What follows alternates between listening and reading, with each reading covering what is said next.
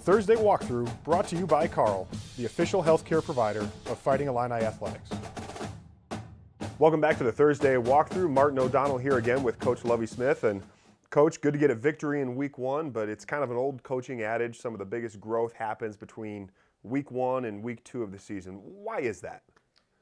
First off, I definitely agree with that. And I think one of the reasons is what we do a little bit in training camp nowadays. You know, you're constantly thinking about injuries a little bit as much as anything. And just taking us, for instance, there's not a whole lot of full contact scrimmage type situations we put our team in. So sometimes, you know, in NFL you have preseason games. College football, sometimes you have to get to that first game and then you get a chance to see exactly what some players can do. In our case, we're playing a lot of young players. And, you know, I think 5 or 6 freshman defensive backs played and haven't seen them tackle an awful lot. But you get to that first game and that first half, and then by the second half, normally you kind of know, you know, kind of where you are and you start adjusting from there. Now, are some of those kind of adjustments, and you mentioned it, especially with true freshmen in the past couple of years, have played a lot of younger guys, starting to catch up, as you said, in the second half. But if you have true freshmen in the secondary there, how did they do against that up-tempo attack from Kent State last week? I think they did fairly well. You know, had a chance to, I think it helps a lot, first off, when you're practicing against something you're going to see the first game. And going against our offense, our guys had a chance to, you know, go against up-tempo teams quite a bit. So that prepared them best we could. But you still have to get to that first game. And as much as anything, the guys are in shape, but just, you know, the anxiety a little bit, just anticipation of the game, you can get tired early on. And then you have to regroup a little bit. And they were able to do that.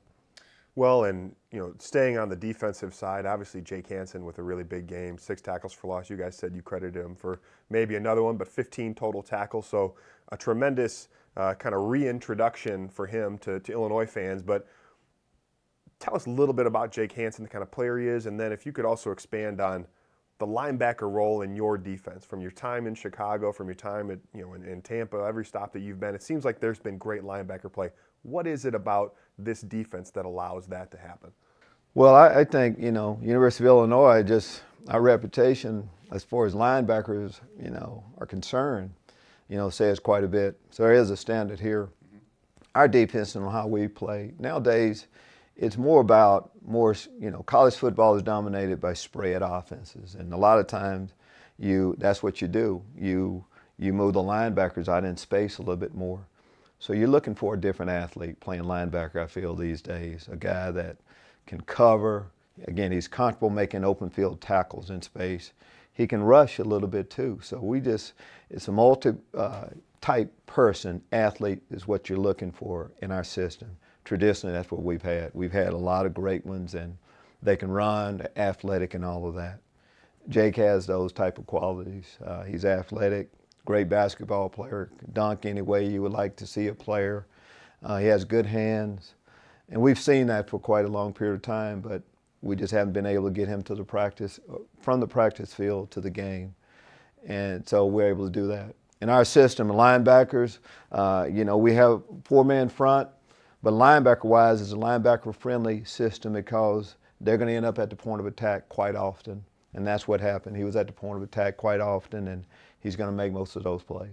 Yeah, made a lot of those plays last Saturday. And, you know, speaking of making plays, you know, offensively, we were sat here last week and talking about Rod Smith and the offense and A.J. Bush.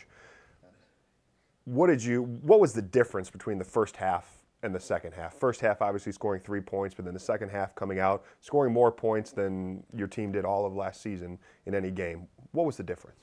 Well, I think first, going back to the first half, we had opportunities. First offensive play, you could easily say that could have been a touchdown. Passing game-wise, we had about 3 opportunities. We just didn't convert on them. But the plays were there. Second half, those opportunities, as they came along, we were able to finish as much as anything. You know, we talk a lot about the passing game, but running game-wise, our offensive line did a great job opening holes. I think all 3 of our running backs scored touchdowns. We're just able to get our guys in positions, and we were able to convert as much as anything. We had 1 big fumble, of course, in the, you know, early on. Second half, we took care of the ball. and just sustain drives. And right up until also, Martin, at the end, we needed to keep the ball at the end. We're able to run run the clock out, of course, running the football that way too. Well, how do you, so, sitting here this week, and obviously we'll go back and maybe you already have and watch the film with the team, how much do you focus on the struggles from week one versus the positives? Because certainly there was equal amounts of both. Well, I think you always look at the video and just, you critique it, the good you point, or the bad you point out. And the good, of course, you do the same thing.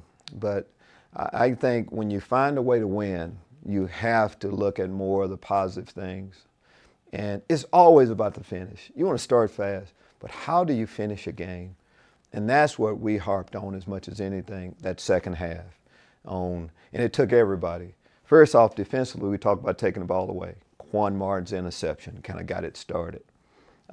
Fourth down, big fourth down stop. Another takeaway on fourth down. And then for the offense to capitalize on those opportunities. So that's what we focus on as much as anything, how we finish as a team. Always important to focus on the finish. And to finish this week's episode, I think I have a question for you that really has perplexed some of the greatest minds in our world today. I'm in trouble then. Yeah. Does a straw have one hole or two? Does a straw have one hole or two? Well, you can say that a straw has one long hole. How's that? Okay. There you have it. Debate settled. Thank you for stopping by the Thursday Walkthrough.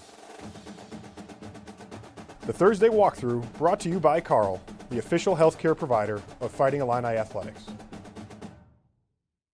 Looking for a card that gives you more? Illini Visa Rewards Card. Earn points every day to fly any airline, anytime, no blackout dates. The Illini Visa Rewards Card. Available only through U of I Community Credit Union.